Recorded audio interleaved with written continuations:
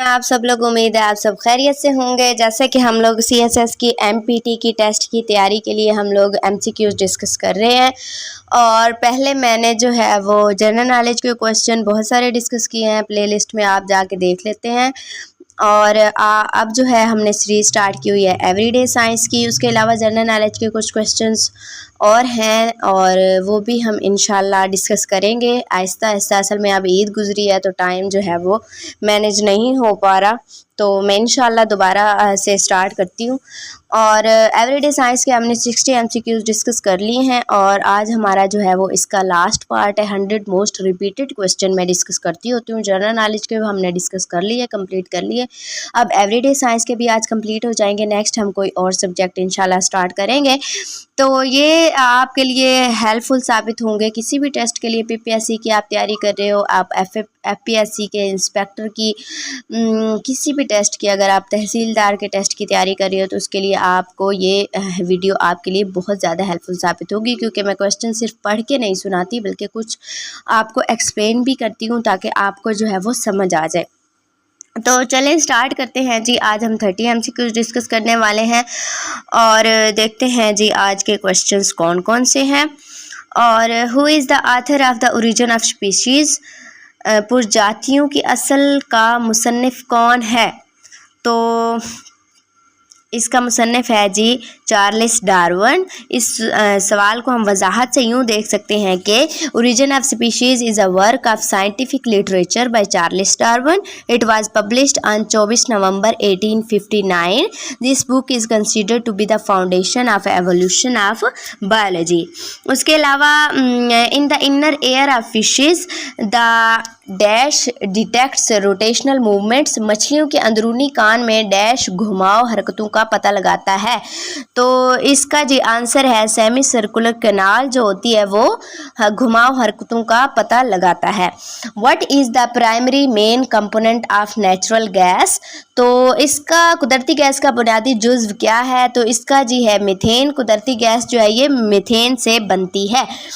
उसके अलावा देखते हैं जी sunlight is a good source of vitamin. सूरज की रोशनी विटामिन का एक अच्छा जरिया। कौन सा विटामिन सूरज की रोशनी से आता है? Vitamin D. ये सबको पता है। स्किन के हवाले से विटामिन डी बहुत अच्छा होता है और ये इंपॉर्टेंट क्वेश्चन है। विटामिन के हवाले से क्वेश्चन एक ना एक ज़रूर आता होता है, तो आपने इसको अच्छे से याद कर लेना है। Bauxite is an ore of. Bauxite किसका एस्क है जी? इसका है जी एल्युमिनियम। एल्युमिनियम बॉक्साइट का ओर है। The SI unit of electric power is. Electric power का SI यूनिट क्या है? वॉट। अब पिछली बार हमने चार्ज का SI यूनिट पढ़ा था पिछले MCQs में, जो हमने 30 MCQs डिस्कस किए थे। तो ये इसके SI यूनिट के हवाले से क्वेश्चन एक आता होता है लाजमी। इस वजह से आपने इनको फोकस करना है, आपने इनको तवज्जो से पढ़ना है। Which type of vitamin is used for human body through sun? सूरज के जरिए इंसानी जिस्म के लिए किस किस्म का विटामिन इस्तेमाल होता है? Vitamin D. पहले भी हम डिस्कस कर चुके हैं। तो ये जो एग्जामिनर है ना, ये क्वेश्चन घुमा फिरा के दे देता है, तो आपने क्या करना है, आपने इसको हर डोमेन से तैयार करना है। The rear view mirror used in the vehicles is. गाड़ियों में इस्तेमाल होने वाला रियर वेव मिरर जो होता है, वेव मिरर भी कह सकते हैं, व्यू मिरर भी कह सकते हैं, तो वो कौन सा होता है? कन्वेक्स मिरर होता है। गाड़ियों में कन्वेक्स मिरर यूज होता है। इसको आप अच्छे से याद कर लें। ये मैंने एक टेस्ट दिया था, उसमें ये क्वेश्चन आया हुआ था। Animals that eat both plants and animals are known as. वो जानवर जो पौधों और जानवरों दोनों को खाते हैं तो उनको कहते हैं जी ओमनीवोर्स। जो पौधों सिर्फ खाते हैं वो हर्बीवोर होते हैं, जो सिर्फ जानवरों को खाते हैं वो कार्निवोर्स होते हैं, और जो दोनों को खाते हैं वो ओमनीवोर्स होते हैं। ठीक है। Electrical charge is measured in unit of. अब बरकी चार्ज की इकाई में पाया जाता कॉलम। ये कल भी क्वेश्चन डिस्कस किया था, मैं बार बार कह रही हूँ, इस हवाले से क्वेश्चन एक आता होता है।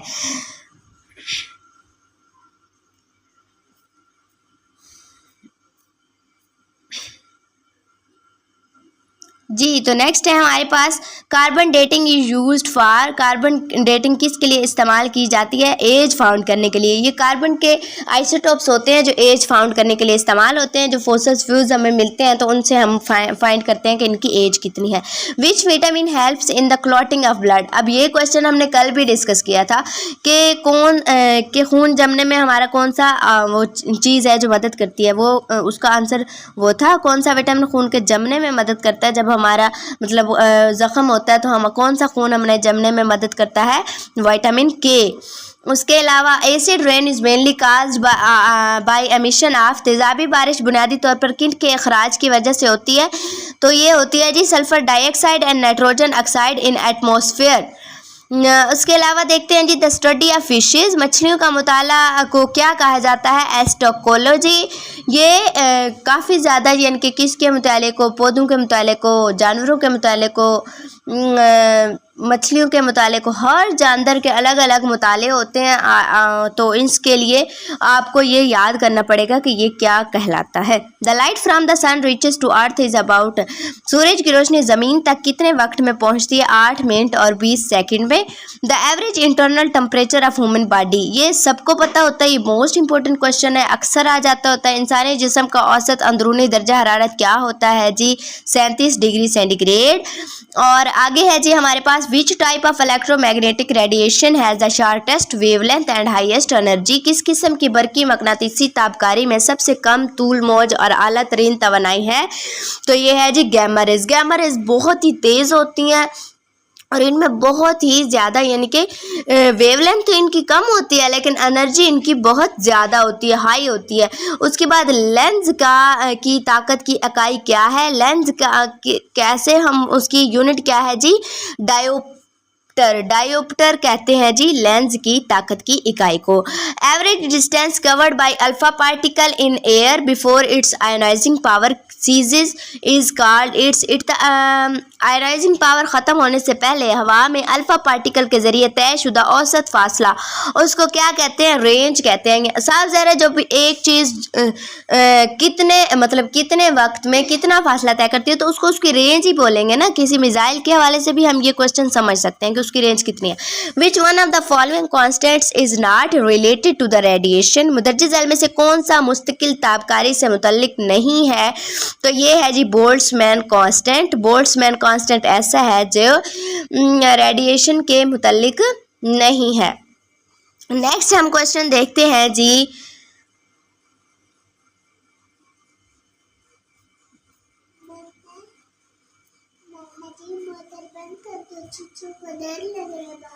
देखती हूँ।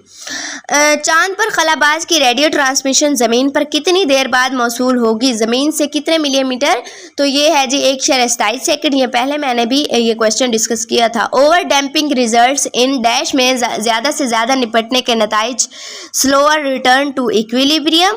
The change in entropy is zero for, entropy में तब्दीली डैश के लिए सिफर है, reversible adiabatic processes. Which is the most abundant mineral in human body, इंसानी जिस्म में सबसे ज़्यादा वाफिर मादनियात कौन से होते हैं जी, कैल्शियम होते हैं।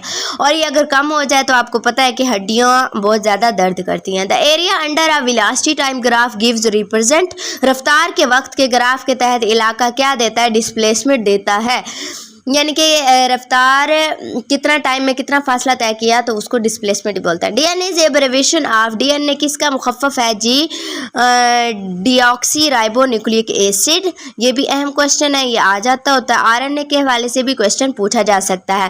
Fathom is the unit of measurement of, fathom किसकी पैमाइश की इकाई है, डेप्थ की इकाई है यानी कि गहराई नापने के लिए।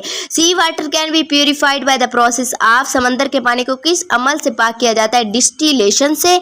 Which gas can be accumulated in poorly ventilated building, नाकिस हवादार इमारतों में कौन सी गैस जमा हो सकती है, तो इसमें जी रेडॉन गैस जमा हो सकती है। जिसमें जी हवा सही से ना आ रही हो ना तो उसमें रेडॉन गैस जमा हो जाती है जो कि बहुत ज़्यादा खतरनाक होती है, इसीलिए कहते हैं कमरे हवादार बनाने चाहिए। Entomology is the science that study, entomology में कौन सी किन चीज़ों की जी स्टडी की जाती है, इंसेक्ट्स की।